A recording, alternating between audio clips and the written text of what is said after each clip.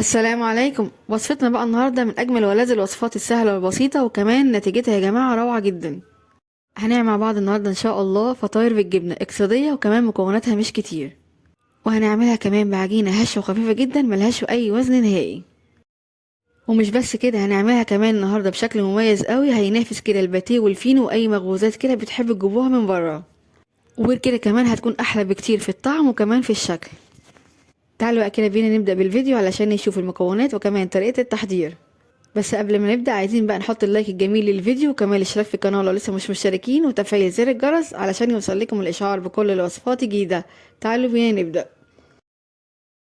هنسمي الله. أول حاجة معايا هنا طبق عميق هضيف فيه معايا هنا نص كوباية بمية دافية، وكمان هضيف عليهم نص كوباية من حليب أو اللبن الدافي. معايا كمان معلقة كده كبيرة من السكر، وكمان معلقة كبيرة من الخميرة الفورية. هقلبهم بقى كده كويس جدا لحد ما اتأكد ان السكر والخميرة دابوا معايا تماما. اول ما اتاكد كده ان السكر والخميره دابوا معايا تماما، هبدا اضيف هنا معايا هنا 3 معالق كبار من السمنه. السمنه هنا يا جماعه دافيه، يعني دوب مسيحاها كده بسيط. هضيفها بقى مع المكونات واقلبها برضو كويس جدا بالشكل ده. بعد ما خلطنا كل المكونات بتاعتنا كويس جدا، المرحله الجايه بقى ان احنا كده هنبدا نضيف الدقيق. معايا هنا نص كيلو من الدقيق، حوالي كده 500 جرام. الدقيق بقى هنا يا جماعه هنخله كده كويس جدا قبل ما نبدا نستخدمه. وكمان نستخدم كده دقيق يكون مخصص للمخبوزات، يعني يكون فيه عرق قوي كده شويه علشان يديك النتيجه حلوه قوي للمخبوزات بتاعتك.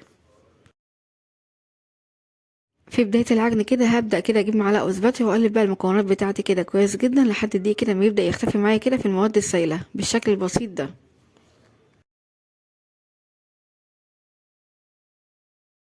في المرحلة دي بقى كده هستغنى عن المعلقة واسباتي، اللي هو ابدأ كده اعجن بايدي حوالي كده 5 دقايق علشان نتحكم بقى كده في قوام ملمس العجينة بتاعتنا كده كويس جدا.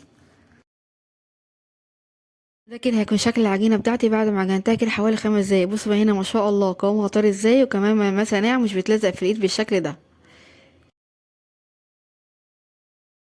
هنجيب بقى كده طبق تاني وادهنه كده معلقة كده صغيرة من الزيت. الزيت هنا يا جماعه فايدته انه مش بيخلي العجينه بتاعتك كده تلزق في الطبق، وكمان ما تلزقش في الاسترتش راب بعد ما تغطيها.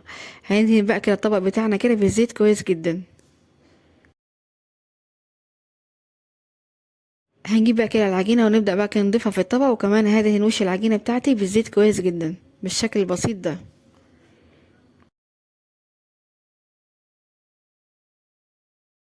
بعد كده بقى هغطيها واسيبها كده في مكان دافي لحد ما تبدا ترتفع وتختمر معانا. والمده بقى هنا يا جماعه على حسب طبعا درجه حراره الجو عندك. وده كده هيكون شكل العجينه معايا بعد ما ارتفعت واختمرت بالشكل ده. بجد ما شاء الله اخدت معايا كده حوالي كده ساعة ونص، وطبعا ده يرجع على حسب درجة حرارة الجو. هنبدأ بقى كده ناخد العجينة بتاعتنا ونفرغها بقى كده من الهواء كويس جدا. بعد كده هبدأ بقى كده اقطعها او اشكلها كور صغيرة بالشكل ده. انا عملت حجم القطعة او الكورة كده حوالي كده 70 جرام، والحجم ده كده يا جماعة كان مناسب جدا. حابة بقى تكبري او تصغري عن كده زي ما انت عايزة. هقطعهم بقى كده كلهم كده نفس المقاس. ده كده هيكون شكل القطعة معايا بعد ما شكلتها. اغطيهم بقى كده واسيبهم حوالي كده 10 دقايق. لازم نسيبهم كده حوالي 10 دقايق يرتاحوا معانا علشان لما نيجي نفرد كده القطعة معانا تتفرد معانا كده بكل سهولة. في الوقت ده بقى كده هبدأ كده اجهز الطبقة بتاعتي اللي انا هدهن بيها كده وش الفطاير النهاردة. هتدي كده لون وطعم حلو قوي للفطاير. معايا هنا 3 معالق كبار من الزبدة، هضيف عليهم كده حوالي كده معلقتين كبار من الشبت مقطعة صغير جدا، وكمان معلقة كده صغيرة من التوم. هقلبهم بقى كده كويس جدا لحد كلهم كده ما يندمجوا مع بعض بالشكل البسيط ده. بشكل بسيط بقى كده هناخد كده كل قطعة وابدأ افردها بايدي زي ما حضراتكم شايفين. طبعا هي طريقتها سهلة جدا ومش هتاخد معاكي وقت ولا مجهود خالص. مجرد بس ما نفردها بينا كده بايدينا بتتفرد معانا بكل سهولة، وطبعا ده علشان احنا كده مريحين العجينة بتاعتنا كويس جدا. هبدأ افردهم كلهم بالشكل ده، ومن جنب كده صاج او صينية دهنها كويس جدا بالزبدة او السمنة علشان كده الفطاير مش تلزق معاكي، وكمان تاخد لون حلو قوي بعد التسوية. اغطيهم بقى واسيبهم كده حوالي نص ساعة لحد ما يبدأوا يختمروا معايا بالشكل ده. بعد كده بقى هجيب كده اي معلقه او اي حاجه عندي، ابدا كده اعمل فيها دوائر صغيره بالشكل البسيط ده. استخدمت بقى الاسباتشولا وبدات اعمل كده دوائر او افرغ العجينه بتاعتي او الفطاير بتاعتي بالشكل البسيط ده. وطبعا علشان انا مش عايزه كده حجمها يرتفع معايا كده في الفرن. وكمان هبدأ اكد كده على الدوائر بايدي بالشكل البسيط ده. بعد كده هنبدأ بقى كده نجيب الكفر او الطبقة اللي احنا جهزناها مع بعض قبل شوية، وهدهن بقى كده بيها وش الفطاير زي ما حضراتكم كده شايفينها معايا.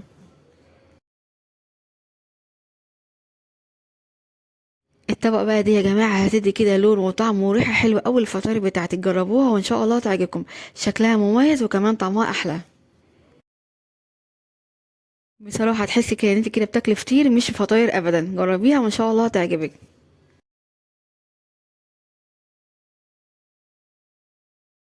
بعد ما دهنتهم كلهم بالشكل البسيط ده، هبدأ بقى كده أضيف لهم حاجة بسيطة كده أوي من الجبنة الموتزاريلا. الجبنة هنا يا جماعة هتديكي لون حلو أوي جدا بعد التسوية.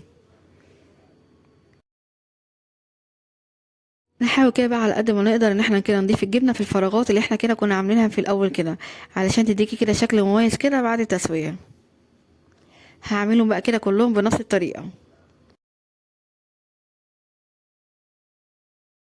وكمان بقى علشان كده نجمل الشكل الجميل بتاعنا، حبيت كده اضيف لها كده قطع من الفلفل الاحمر بالشكل البسيط ده. حابه بقى تضيفيها ضيفيها، مش حابه مش مشكله خالص. بس الفلفل ده طعم مميز قوي كمان. وده بقى كده هيكون الشكل النهائي الفطار بتاعتنا قبل ما نبدا كده ندخلها الفرن. بصراحه شكلها عسول جدا. هنبدا بقى كده نسويها فرن ساخن مسبقا على درجه حراره 200، وهنكون مشغلين النار من تحت بس، ونحط الصينيه بتاعتنا كده في الرف الاوسط. اول بقى ما الفطاير بتاعتنا كده تبدا تاخد لون من الجوانب، هنطفي النار من تحت ونشغل كده الشوايه عليها حوالي 5 دقايق. اهم حاجه يا جماعه بقى في المرحله دي، اول ما نشغل الشوايه ناخد بالنا منها كويس جدا، علشان مش تاخد منك كده لون زياده. وطبعا برضو التسويه هنا على حسب كل واحد والفرن عنده. بعد كده بقى هنبدا نطلعها تبقى معانا بالجمال ده كله، بجد ما شاء الله طلع معانا هشه وخفيفه جدا. مش قادره بقى اقول لكم كده ريحتها كانت عامله ازاي، كانت قلبه البيت كله. لازم فعلا تجربوها علشان كده تشوفوا النتيجه بنفسكم. بصوا بقى الجمال طلع بقى معناها هشة وخفيفة جدا، يعني ملهاش اي وزن نهائي. وغير كده كمان التسوية بتاعتها ممتازة جدا، كلهم كده واخدين لون واحد بالشكل ده. نخرجها بقى من الفرن ونسيبها لحد ما تهدى معانا شوية، وبعد كده نبدأ نقدمها بألف هنا. بصوا الجمال. انصحكم بقى كده من دلوقتي ان انتوا كده تضاعفوا المقادير، لان هي بجد هتعجبكم جدا.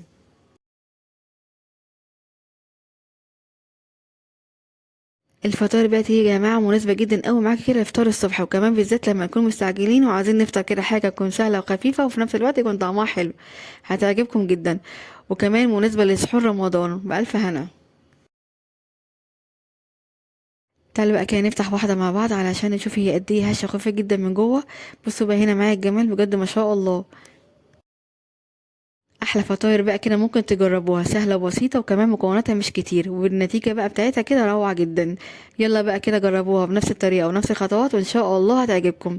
اسيب ليكم بقى مكونات الوصفة كلها مكتوبة في الوصف تحت الفيديو. بالهنا والشفا مقدما لكل هيجربها. وبكده فيديو النهارده يكون خلص معاكم. اتمنى بجد فيديو النهارده ووصفه النهارده تكون عجبتكم واستفدتوا منها.